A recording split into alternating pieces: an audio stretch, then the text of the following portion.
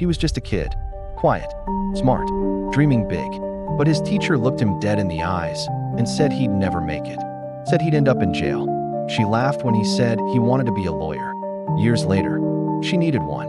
And guess who walked into that courtroom? This is the story of how one black boy was crushed, bullied, and broken until he rose from the ashes and held the fate of the very woman who humiliated him right in the palm of his hand.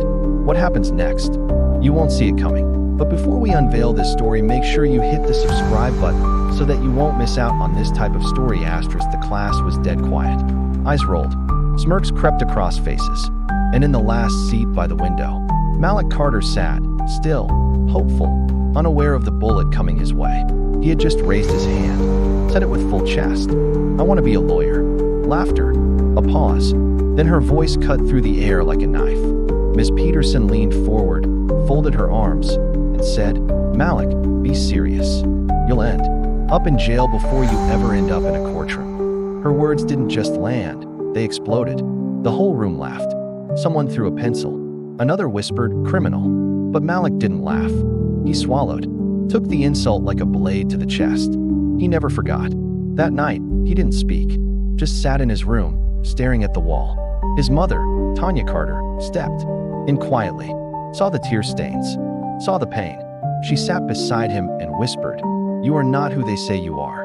You're who I raised you to be." But it kept happening. At school, in the store, in the streets. Teachers looked through him. Security followed him. Cops slowed down when he walked. He wasn't even 14, but the world already decided who he was. Trouble, threat, criminal. He stayed silent, kept his head down, but the fire in his chest never left. High school didn't make it easier. He was suspended for being disruptive, which meant he spoke when told not to. He got detention for attitude, which meant he didn't smile enough. He was pulled aside, searched, accused, always accused, until one day, he walked home late from tutoring.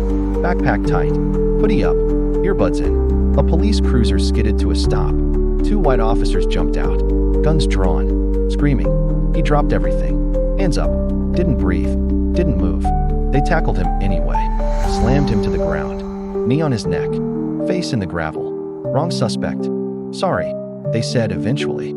You fit the description. That night, bruised, broken, bleeding, he made a promise. "I'll be the lawyer that makes sure this never happens to anyone again." He buried himself in books, joined debate, ate legal codes for breakfast, graduated with honors, got a scholarship to Morehouse, then Columbia, then Harvard Law. Years passed. The kid no one believed in, he became the lawyer no one saw coming.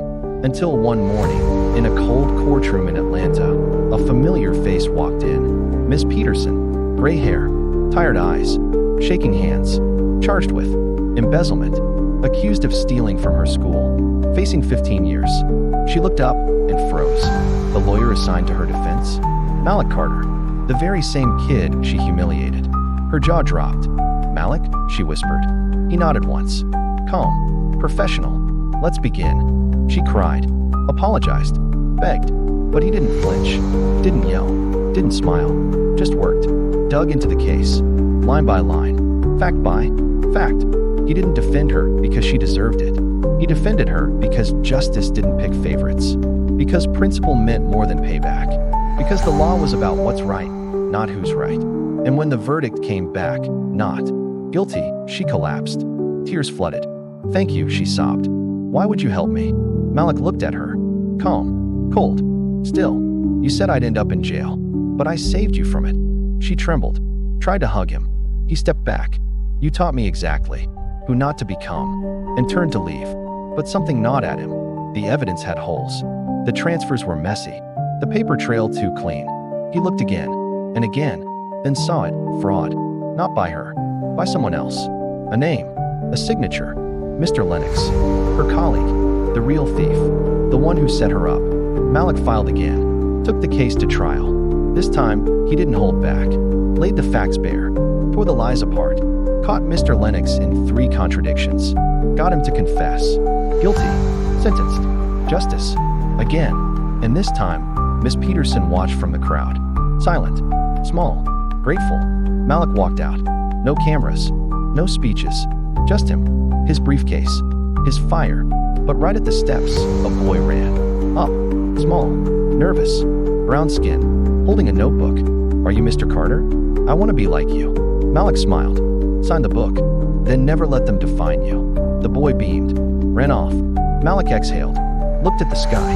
But just before he stepped into his car, his phone buzzed. New email. From the governor's office. Subject line. Nomination, State Attorney.